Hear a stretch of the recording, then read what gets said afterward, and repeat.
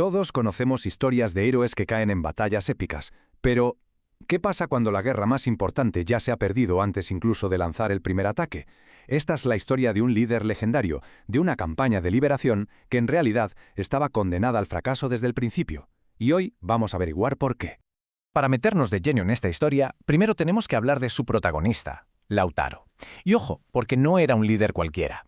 Su historia es casi de película. Fijaos, empezó como mozo de caballos, un sirviente, nada menos que del conquistador español Pedro de Valdivia. ¿Y qué hizo? Pues observar, aprender sus tácticas, su forma de pensar, para luego usar todo eso en su contra. En la famosa batalla de Tucapel, lideró a su gente y, sencillamente, aplastó a los españoles. Se había convertido en un auténtico genio militar. Y aquí, justo aquí, es donde empieza el verdadero misterio. Después de esas victorias tan sonadas en el sur, Lautaro lógicamente se envalentona y en 1556 avanza hacia el norte para liberar el centro de Chile. Lo tenía todo a su favor, la moral por las nubes, una estrategia brillante, una reputación de invencible. Todo apuntaba a la victoria. Pero no ganó, fracasó. Y la pregunta es, ¿qué pasó? ¿Qué se encontró Lautaro allí que frenó en seco un triunfo que parecía cantado? Bueno, pues vamos a empezar a tirar del hilo. La primera pista, la primera pieza de este puzzle, la encontramos en la pura estrategia militar. Resulta que la forma en que los pueblos del centro de Chile se habían defendido toda la vida, pues contra los españoles, esa misma táctica se convirtió en su mayor debilidad. Hablamos de la Guerra de los Pucares. ¿Y qué era esto exactamente? Pues imaginemos fortalezas construidas en lo alto de las montañas, en puntos súper estratégicos.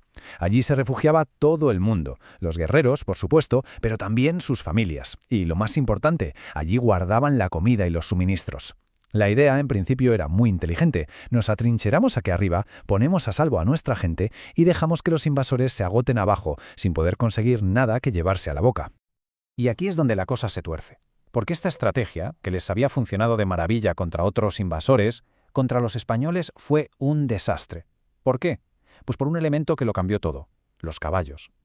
La increíble movilidad que les daban los caballos les permitía hacer ataques relámpago, constantes. De la noche a la mañana, esos pucaraes seguros pasaron de ser refugios a ser auténticas ratoneras. Los españoles ni se molestaban en un gran asalto. Les bastaba con rodearlos, cortarles el acceso a la comida y hostigarlos sin descanso. El efecto de esto fue devastador, no solo a nivel físico, sino también psicológico. Para que nos hagamos una idea, las crónicas de la época cuentan que los indígenas acabaron llamando a los españoles zupais, que viene a ser algo así como demonios. ¿Y por qué? Porque parecía que no dormían, que no descansaban nunca, atacaban sin parar, a todas horas, y no buscaban una batalla heroica, no, buscaban algo mucho más primario, comida. Este desgaste incesante fue, digamos, el primer gran golpe para la resistencia.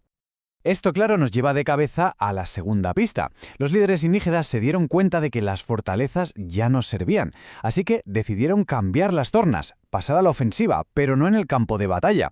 Decidieron librar una guerra económica. El problema es que esta nueva arma resultó ser de doble filo.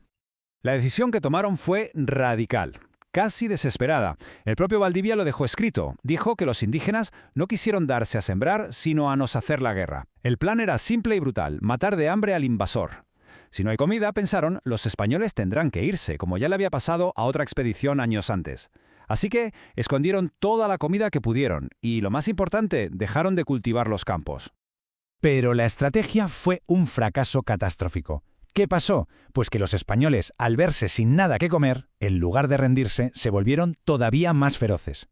Intensificaron los saqueos, buscando comida como locos. Al final, ¿quién pagó el pato? La propia población indígena. La hambruna que querían provocarle al enemigo se cebó con ellos. Se extendió por sus comunidades, debilitando a los guerreros, a las familias. La misma estrategia que debía salvarlos acabó por destrozarlos desde dentro. Y con esto llegamos al factor más decisivo, al golpe de gracia para la sociedad del centro de Chile. Y no fue una gran batalla ni una enfermedad, fue algo mucho más silencioso y terrible. La gente, sencillamente, empezó a desaparecer. A este fenómeno se le conoce como la fuga de los guerreros. Y que el nombre no nos engañe, esto no fue una retirada táctica, fue un éxodo en toda regla. Familias y clanes enteros, desesperados por una guerra que no acababa y un hambre que lo devoraba todo, abandonaron sus tierras de siempre y huyeron hacia el sur, a territorios que aún eran libres. Era un acto de pura supervivencia que, sin embargo, vació la región de sus defensores. Para entender la escala de esta catástrofe hay que ponerle cifras. Pensemos en el año 1540, justo antes de que todo esto estallara. Se calcula que la población indígena en el centro de Chile rondaba las 130.000 personas. Ahora avancemos en el tiempo poco más de 50 años, hasta 1594. ¿Sabemos cuántos quedaban? Apenas 20.000. Es que la caída es brutal, de 130.000 a 20.000. Es un colapso demográfico casi total. La sociedad simplemente se había esfumado. Y claro, un colapso así no ocurre por una sola cosa.